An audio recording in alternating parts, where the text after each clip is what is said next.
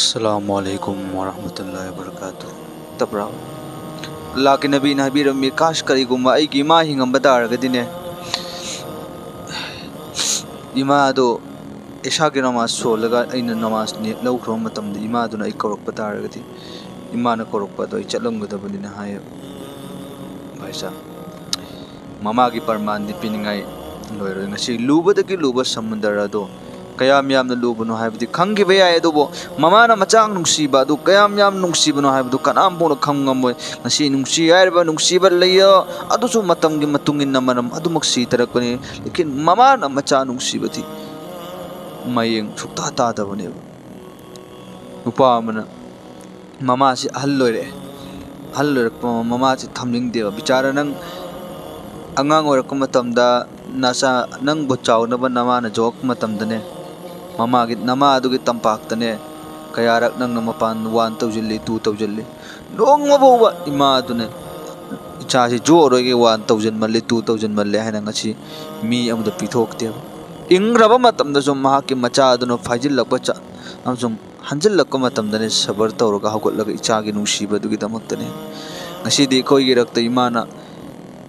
hello रकम मतमदा इमा दुगी मनिंग थुंगन बा अमजुंग हराव हन्निंगा gi mi sing amta leite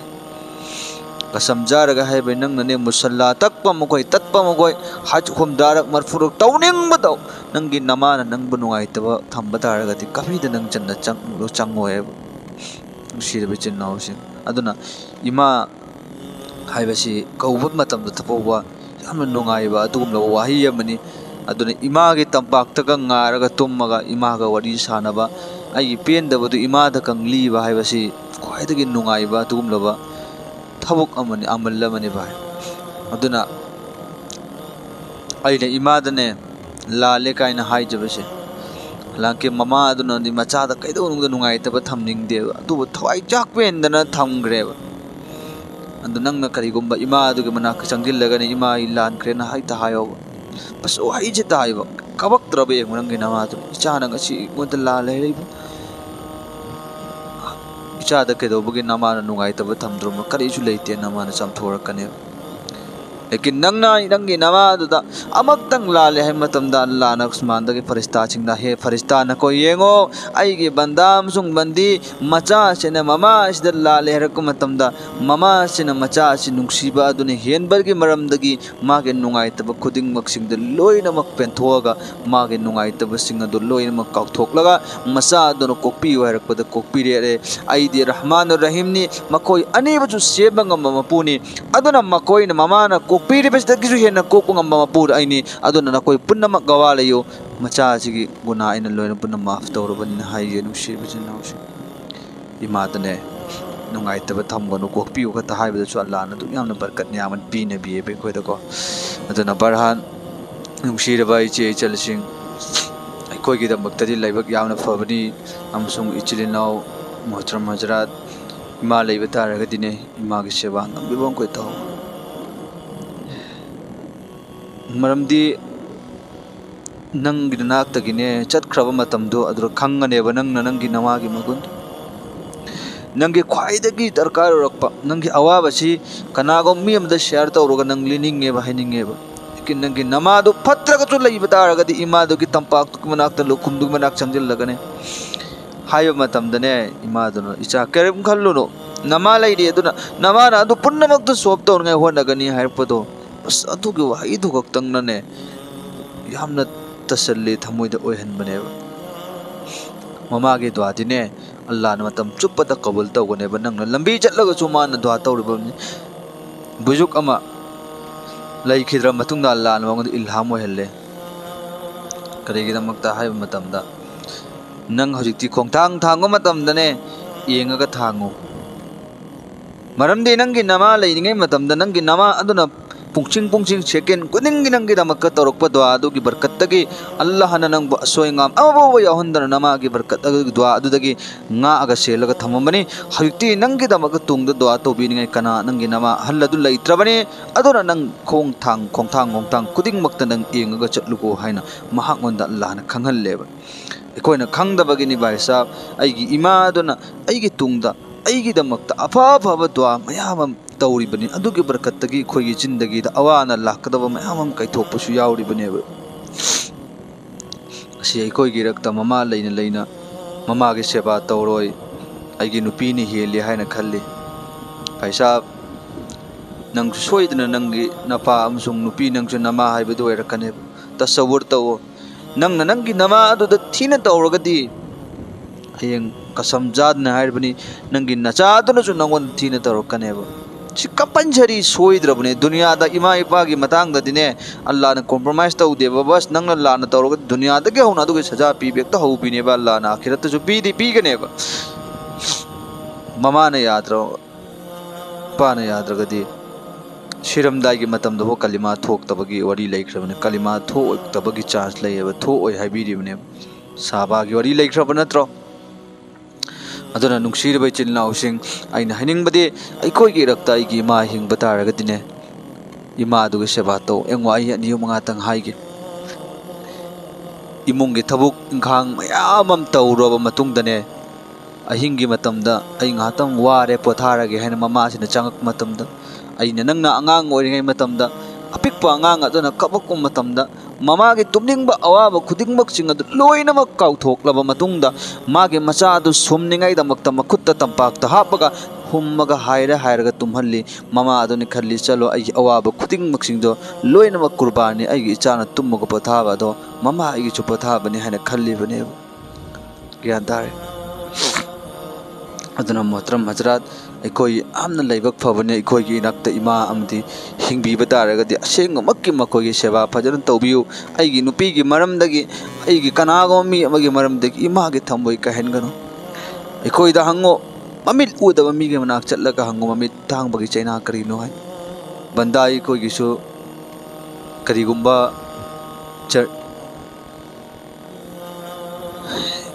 अखोई हबजिक बयान तौजरिब इसामक्किसु यामना इमोशनल होइबा दुमदब मतंग यावजकी अदुना ने ngasi हाइजरिबा से अखोईगिसु हौजिक आइना आइगी नुंगसिबा इमादु कौगे हाइना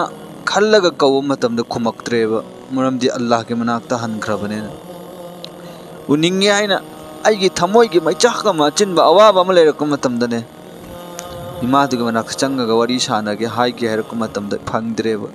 मरमदि अल्लाह ना पुख्रबने नको अदुना आइगी नक इनुमसुं नखोइगे नाक्ता लैरेबोय बतारगति मदुगी कदर तव वैसा हौजिक इमागी तमक्ता दुआ थाबा अमसुं जार तव नतना करिसु उपाय लेते अदुना अल्लाह के नबी करीम अदुगा ममांगदा आइने वहाई अमा हागे तरमी हौजिक अहल लोइरक मतमना ममासिंग नसिगे सेवा तौनिंगदब मी ngaतने हौजिक मतमसिदा नुपा अमना ममा अदुना मचा अदु चाउना बजोक मतमददी मापुंजी पुरक तंखाय ममा अदुना कथोइबने मचा अदुना मी योराबा थबुक इंखांग तौराबा पैसा पाइराबा नुपी थिराबगी मतुंगदा नुपी अदुना हाइबदु इल्लगा ममा अहल लोइबि हनुबि अदो मयुमदा थमरोइ जायरगा ओरफाल होमदनी हाइना अदुमलबा अहनजिंग हनुबि चिंग लेफमदा थिंदोकपा चटले चटपा मतमदने ममा अदुना तुमगदा फमुंगहिदा तुम्मे अदुगा माना हाइगरेने इचा मसिगे मफम मसिदा पंखा अमदंग फेल अमदंग हापम मुसिने हाइसे ममा अदुना इमा नंगना मफम जल्ला मतुंगदा दोयम केरिसि करिगिनो नंगना पंखा हापम मोगा हापम गनुगा नामको लोलिजे करिगिनो तानिंगदे हाइरकनो मतमदा ममा अदो मचा अदुना अदुग याम थीने तौरब मतमदो हो मचा अदो क्यागे बतिक याम नुसियाय मतमदा इचानुपा नमा आइना मफम मसिदा पंखा हापगा थमम हाइबासे इमा आइगी नतिये Imangi थवाइगी money नंगसुने ngasi nangna ai laga thammiba asum tawduna nangi nachaduna sum mafam je laga kambanjari thamgani ai budi fen yaudra su sara su sana khangan gragani lekin nangi nachaduna mafam je laga thammaga nang laiba matam dane fen yaudab de nangna tummaga moi saga dabadu adugi namata khallaga ni ko nama aina thamam mo hair bachi fen palam mo hair bachi na haiye bachi aduk yamna thina tawrab matam de foba mama azuna machagi damada khalleba mungamada ममा इचानी खक लेबा मचा आजि करिगुम थबुक अमगी दमक्ता चतख्रे दुम फोन द कइदा वरी दि सानेबा तो साना मतमना नोंगमदि मचा आजि की थबुक महम दरगे थबुक सि बिजी यामोय मनखिदन नोंगमनि जि फोल दौरक्तेबा ममा अदुगी अहल अदुदा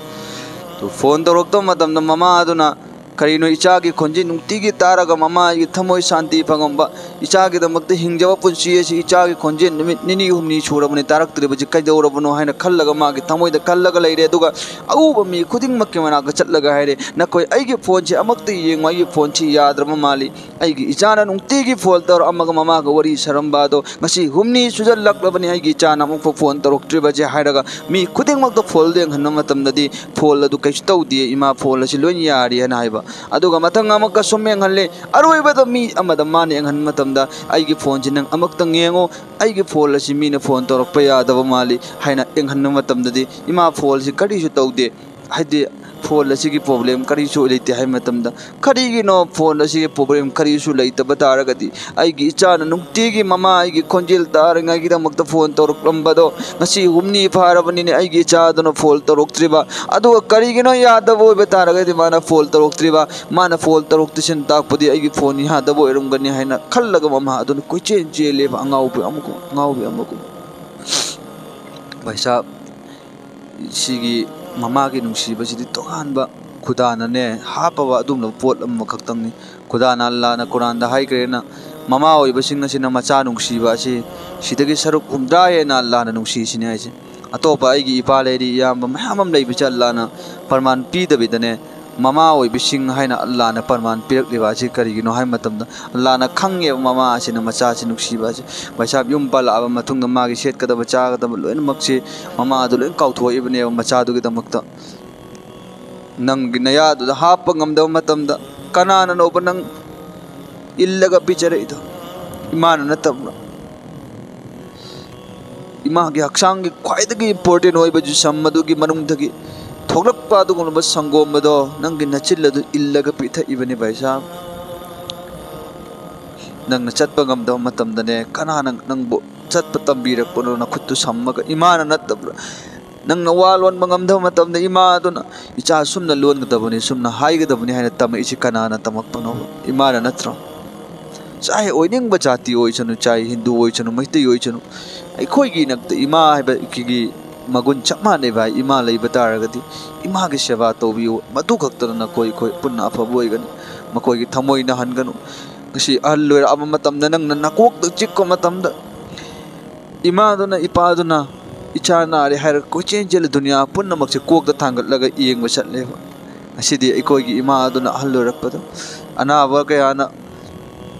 round oiraga koiraga leirapi adum ahalladuna anabagi hidak amadagi ani sunu chaningai leibusu ngamdre akraide leirugan lekin machada haire saurakani haina khallaga paisa अदुगुमलबा ममा अमना मंगोल अमदा फम्मे अदुगा हाय इचादुरा हंगे मंगोल अदुगी बेलंदा अदुदा क्वाक अमा सुम नुक्तिगी तारकपा मचादुना हंगे इमा इचानुपा अदे तप पाइरे इबा अमसुम तारे इबा से करीनो हंगबा क्वाक नि माना है अमक हंगे ममा अदुना